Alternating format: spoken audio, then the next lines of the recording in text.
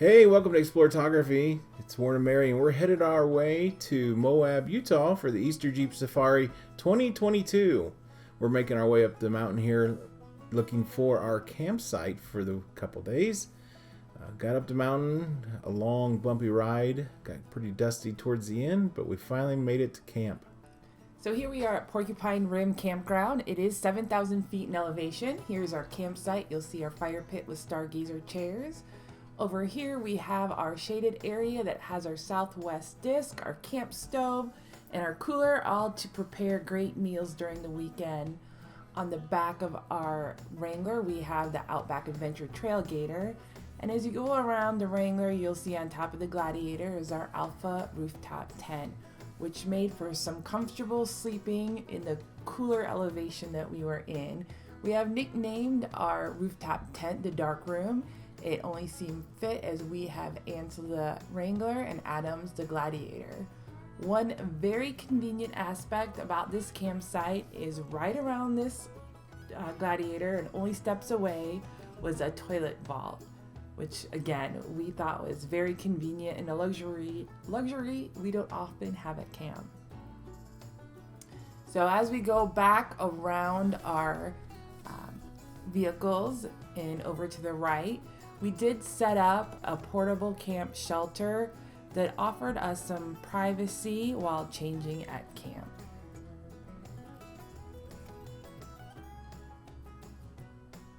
Here I was starting to make a fire. I was getting hungry for dinner, so we chopped up some potatoes, onions, and peppers with a little cheese and put those on the fire with some ribeye steaks this evening. After dinner, we decided to head to bed because the trails were going to be long and the day was going to be a rough one for the next day, so we headed up to our bed up into the tent and called it a night. So the next day we arrived at the Hell's Revenge parking lot. So this was a fun trail, but definitely difficult. It had our adrenaline going. Here is the entrance to Hell's Revenge, and it is a very narrow climb on a fin. So basically to the left and to the right are just drop-offs. So I was impressed that Warren was able to get camera footage. I was gripping onto my steering wheel for dear life on this. I just had to follow the black tracks and take it nice and easy and held the GoPro out the window. I can definitely see if you have a fear of heights that this might get to you because you have no landing on left or right. You're just kind of on the very tip of that fin making your way to the trail. Yeah, as I mentioned, this is a difficult trail. For some of the most difficult parts of this trail, there are bypasses. Our Wrangler is less capable than the Gladiator, and we were able to complete this trail on 35-inch tires with a 2.5-inch lift and no lockers. But if you were going to do any of the obstacles, we definitely suggest some lockers.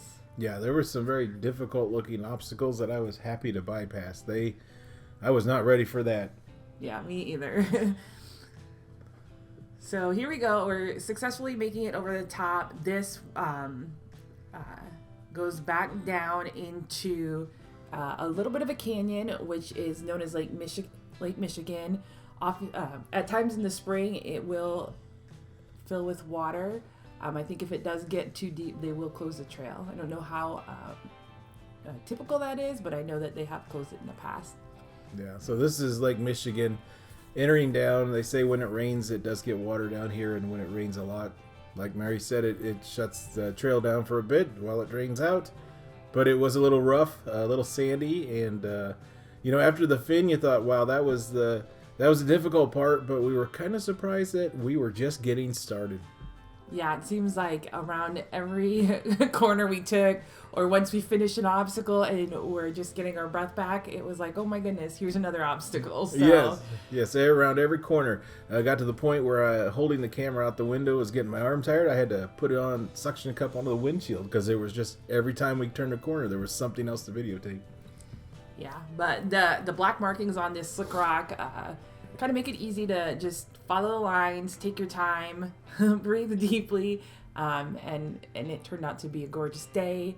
The scenery, as you can see, was unbelievable. Gorgeous views in every direction that we looked. Yeah, headed up obstacles like this, you really start to learn to trust your vehicle and what you're Jeep or your vehicle's capable of doing is pretty impressive. And you don't normally drive up. I think this was like a 24 degree angle that the Gladiator told me we were going up. And that's probably the most I've ever been angle wise. And the Gladiator just marched right up it. So it's amazing what the vehicles can actually achieve. Yeah, it's pretty funny. Like when we watch our footage, we laugh and think, oh, it doesn't look so bad, on camera. But in real life, when you're driving this, all you see is the sky. You can't see what's in front of you. You're almost looking straight up at the sky. So that was definitely interesting. But here we're at Hell's Gate right now. This is one of the obstacles that, again, if your vehicle's not capable or if you're a newer driver, we recommend that you do what most of these people are doing, and that's watching those experienced drivers complete this obstacle. Yeah, and as you can see, the film doesn't do it justice. This was pretty heart racing watching these drivers go up on 3 tires and look at the sky. You can only imagine what they're seeing from their position. They're totally relying on that spotter to get them through that obstacle. I don't think my heart could take it, that's for sure, and definitely not the Gladiator with the tin on top. I've got a very top-heavy vehicle, so I would never attempt this one. Yeah, I agree. Like I said, my Wrangler is on 35s with a 2.5 inch lift, and that's about all the modifications to it, so I don't think it would be capable of this. But it was sure fun to watch. Like I said, these experienced drivers complete this. It's fun to be a part of the crowd. Every time somebody makes it to the top, the crowd gets crazy, goes wild, and it's just a great environment. Yeah, and after we watched each driver, Mary took a picture of them on the trail, so it's kind of a reminder what a neat memento that would be if any of these drivers or you reach out to us. We'd be happy to send you the file so you can print it and put it on your wall. But it was amazing to watch. Mary said these guys are very technical and very trained and experienced, so are very trustworthy in their very much so in their spotter. So after that, we decided to take off down the trail a little bit. Hell's Gate is a kind of a finger off of the Hell's Revenge loop, so we had to head back to the loop and get back on the trail and make our way over some more obstacles. Yeah, like we said, almost it seemed like around every corner there was a new obstacle. But most of them were fun. We were fortunate that day. We only saw maybe one rollover, and it was an ATV side-by-side type of vehicle. But here at this lookout, we came across some beautiful views. We had to stop, get some pictures. Yep. One thing about us, we should probably put a sticker on our vehicles that says "stops frequently for pictures." So we enjoyed the views. It was just absolutely gorgeous on this trail, and it was definitely worth the heartthrobs, the excitement to get there. Yeah, I would say that for the average length of time it takes to complete each trail, you would add about an hour of time for us, because that's how many times we stop, we take pictures, just taking the view. So it was gorgeous. Again, we just keep climbing the slick rock, and I can't say anything bad about this day. Other than, it was a long time to be gripping your steering wheel that hard. Yeah, that's for sure. We felt the stress in our shoulders. And every time you turn a corner, you're like, oh, look at that obstacle. You wonder in your mind, can I actually do that? But then you remember there's black lines on there. A lot of people have done this path, and your vehicle's capable just as well. So you just take your time, roll over the obstacles, and the vehicle takes care of you. Yeah, and we definitely always recommend wheeling with a friend, really wheeling with a group. That's why we always take our 2 vehicles in case something happens. We've got the other one to help get us out, or if we need to leave one behind, God forbid, we have that extra vehicle. I will say that this trail is one of the most popular in Moab, so it's fairly crowded. So if you are with a smaller group or alone, know that you'll probably see somebody come by, but I wouldn't rely on that. But definitely a very popular trail. Yeah. Here's a sheer drop off. It doesn't look like it on the video, but this was pretty nerve-wracking going over that first little dip of headed down. Again, when you're staring at the sky and not able to see what you're kind of rolling over, it's a whole different perspective. Here's the GoPro on the windshield of the Gladiator. You can kind of feel the pitch and how it's feeling going down. Really, I put it in low 4-wheel drive, and it just geared itself right down that side of that mountain. So there was really no problems at all. Yeah, and really that wide perspective of the GoPro doesn't really show how steep it is. But I know when I was at the bottom of this hill recording Warren come down it, my hand was still shaking. I was trying to be steady. But yeah, it's so funny how it doesn't look, it looks so simple. Looks like watching a bicycle it now. ride. You got to ride my bicycle down that. What are you guys complaining about? But yeah, it is definitely a challenge, and it's definitely one of the most challenging we've done. I think these rocks were more challenging than actually getting into the slick rocks, because you have to find your path and what way is going to work the best, and you kind of wonder if you're going to make it up that waterfall or those stair steps. Yeah, so the first part of the trail, a lot of it is mostly slick rock.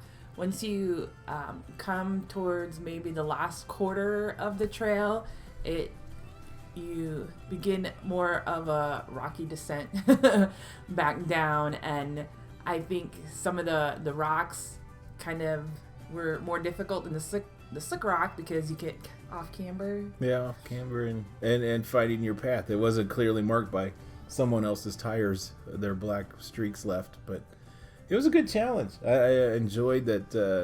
It was a challenge, and you put your vehicle and yourself to test to get over them, and we got out alive. So that mess we made it. So that's always the way we like to end our trail rides. Exactly. We try to take very minimal risk or very calculated risk, but again, here, as Warren said, we made it out alive. We're gonna head into town now, get some dinner, get some t-shirts, and then we'll find our way back to camp. Yep, it was a beautiful town. Here's a view from just steps off of our campsite. We're back up there, and the sun was starting to set for the day, and we were able to take that in and get a few pictures. It was very beautiful. Yeah, I couldn't believe how lucky we got with that campsite and those views. Amazing.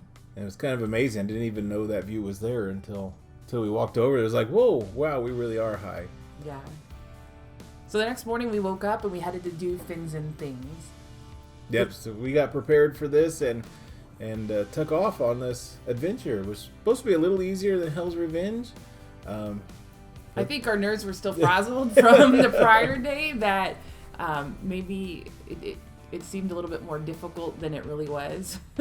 Yeah, there was it probably wasn't that difficult. I think we were just shot from the day before, but it was still a fun adventure. Some different stuff, a little sheer cliffs to climb and some soft sand, and it was a nice little trail. Yeah, this is also right off the Sand Flats Recreation Area where Hell's Revenge is. So a lot of the same terrain. We have a lot of the slick rock to follow. Some sandy, rocky areas as well. Like I said, same terrain. I think the steep drop-offs or descents is what got to me the most. Yeah, and I would say I always say I leave a mark on the trails with the Gladiator having a long tail end. You'll hear my trailer hitch drag a couple times, and probably Fins and Things, I probably dragged it more than I did on Hell's Revenge. So there's a couple marks out there from Adams. She left her mark out there on Moab. Yeah, there's a couple marks from a couple other vehicles, so I don't think you're all alone. alone. I don't think I was the first one or the last one to do that, but no. But as you can see, the same beautiful views that we had on Hell's Revenge, Moab is just a beautiful, beautiful place. It really captured our hearts. We look forward to going back and exploring some more of the trails. Maybe do a variety of different level trails, and maybe add in some hiking next time we go. Yeah, definitely. I think we like to research where we camp as well. 7,400 feet up in the air was pretty cold and pretty thin air up there. Yeah, absolutely. But it was a gorgeous campground. But there's so many places to camp around Moab that we look forward to trying some of the other spots as well. So as you can see, we're making another rocky descent here. It was nice having our radios with us. You know, we could talk back and forth about what was ahead.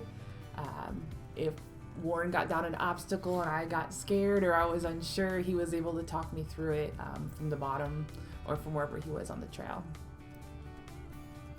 Yeah, one of the things you remember on multi-day trails is to bring your charging for your radios.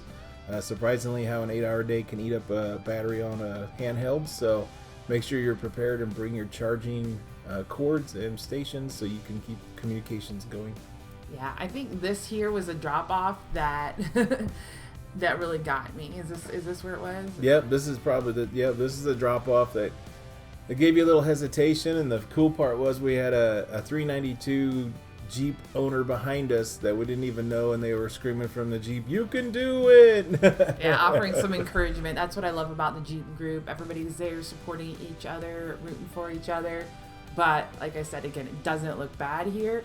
But when you're going down, you can't see where the road is. When you're looking out your window, you can't see where your tires are touching down. So it's definitely a different sensation than it looks on film. So, but between Warren's guidance on the radio and the encouragement from our fellow Jeepers, we both made it down safely. Yep, she made it to the bottom, and everybody cheered, whooped her up. She did a good job on that. So. Always love to see Mary take on challenges on the trails and power through them. Well, I enjoy watching you do the same. I appreciate your encouragement. And so most of what you're going to see from here on out is just us kind of finishing up fins and things before we called it a day. Yeah, there are a few challenges going up this one's pretty steep. I mean, it gives you a little hesitation when you take it on because you feel like your bumper's just going to hit the wall, but your tires climb up it and you just give it a steady gas and it'll climb right up that steep embankment. It's probably in the 20 range again. Not long like on Hell's Revenge, but steep is still steep. So you have to take it on, you get to the top, and you realize that Jeep can do it. So anything that you think, while our viewers are watching the rest of this trail run, anything that you would do differently next year at Easter Jeep Safari? I think stay longer. I think we regret that. Not that we regret obligations at home, but we had to get back home. We would love to stay, the full week, the full week and a half, whatever, and take in some of the fun stuff like the Jeep displays and hang out with some more Jeep enthusiasts like we are. And so here we are, ending shot, our picturesque backyard of our campground, and took in a nice photo that'll end up on the wall for some nice memories. We really enjoy combining overlanding, off-roading, and photography, and hope you guys enjoy what we get out there and do. And if you're interested in prints, you can find them at For Love in Craft.